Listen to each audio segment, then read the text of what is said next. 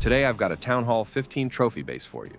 And let me tell you, this one works great against Root Rider and Dragon armies. I'll give you a quick base breakdown first, and then we'll jump into the replays to see it in action. So let's go. This base uses an anti-2.5 style layout. That means the Town Hall isn't right in the center, and not fully on the edge either. It's kind of in between. We've got two single-target Infernos, and they're super effective against Root Riders and Dragons, and you see, they will be the main reason to defend in most hits. And then there's the central monolith, which becomes a major threat because most attacks come in from the Eagle side. And with the dead zone and spaced-out defenses, it's hard for troops to push through cleanly. Now the single Inferno compartments are set up with a solid combo, either the Royal Champion or Queen, along with an air defense. This might not look like high DPS at first glance, but together they melt troops fast, one by one, which I believe the attackers will never expect, because all they will be focusing is on the Rage Tower section. So, that's the next tricky part of the base. The Rage Tower section. It's not just buffing the multi-Inferno in Town Hall, but also the Minion Prince and Teslas. And you already know how fast the Minion Prince can be. So with Rage on him, he just becomes a beast. That area becomes super deadly for any army passing through. But a good Warden ability will keep the troops safe from all this damage, I believe. Now the other spell tower is a Poison, placed in the area where the Royal Champion or spammy troops usually come in. With Poison Tower slowing them and 2 scatter shots hitting them, that side gets pretty rough right from the start. Alright, that's the base analysis done. Let's check out how it actually defends. First up is a Root Rider army. The attack begins with a small RC walk, and like I've seen in most RC hits, she doesn't path to the Eagle easily. I think that Tesla on the outside keeps her away from Eagle.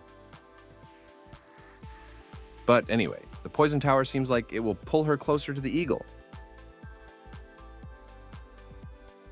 Anyway, she doesn't even set a proper funnel since it was just a mini walk. Then, the main army gets dropped from the bottom side. But there's no clean path. Root Riders go one way, King walks the other. But thanks to the Overgrowth spell, it pulls them all back together into the core. The Rage Tower is already active, wiping out most of the funnel troops. And with Warden ability gone, the Root Riders get caught inside the Giga Poison and take huge damage. But wait, it doesn't feel like the troops are taking heavy damage at all. With the Queen and RC already down, the Minion Prince is free to do his thing and picks them off fast. He's just soloing troops and really takes some time. And the back-end single Inferno plus Queen combo finishes what's left.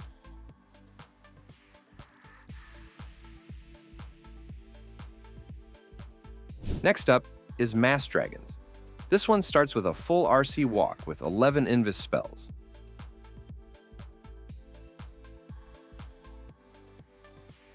Again, like I said before, the RC stays outside for a while before she enters into the Eagle compartment. The defense setup keeps her path weird and hard to push into the base. Sure, sometimes attackers might get lucky with the RC pathing, especially with 11 Invis spells. Anyone could get a decent value at least. But even here, she never went to the Eagle until very late.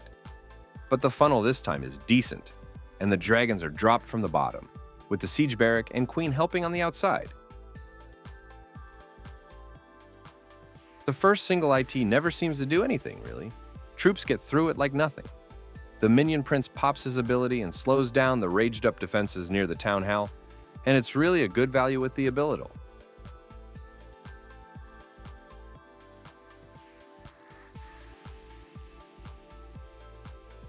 At this point, the dragons look solid. They tank the poison and Eagle damage, and more than half the army stays alive.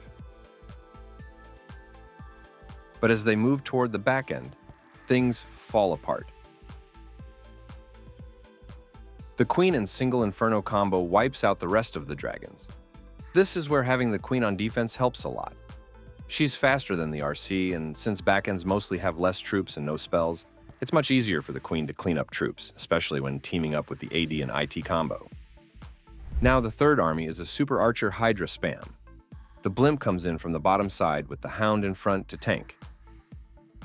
It gets to a good spot. But unlucky for the attacker, the Poison Tower is triggered. Well, the value the archers can get from here is solid. The Eagle, Scatter, CC, the Monolith, and Single IT. But I guess due to the poison slowdown effect, they didn't get the Monolith and IT. If they'd gotten those two, it might have changed the whole attack. But either way, the dragons move on and handle the Inferno okay. But what's weird is that only a few dragons made it to the core. Not sure what happened, maybe the attacker didn't bring the full army? Either way, the Monolith snipes them off one by one, and again. Most troops escape the Giga Poison this time, and even the Monolith.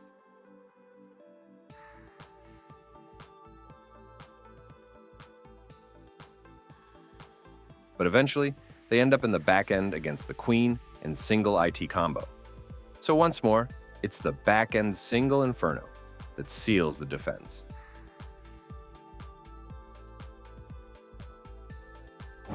Alright, final army now. I don't see this Super Yeti spam quite often, but it's working well in the meta. Maybe since people do not want to waste Dark Elixir, they're avoiding this army. The army has high HP and is simple to use, kind of like the old Yeti Super Archer's Smash. It barely needs any funnel at all. But watch this.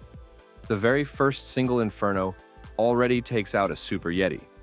Finally, at the fourth hit, I see that Single Inferno is somewhat useful, or maybe not if the attacker used a freeze.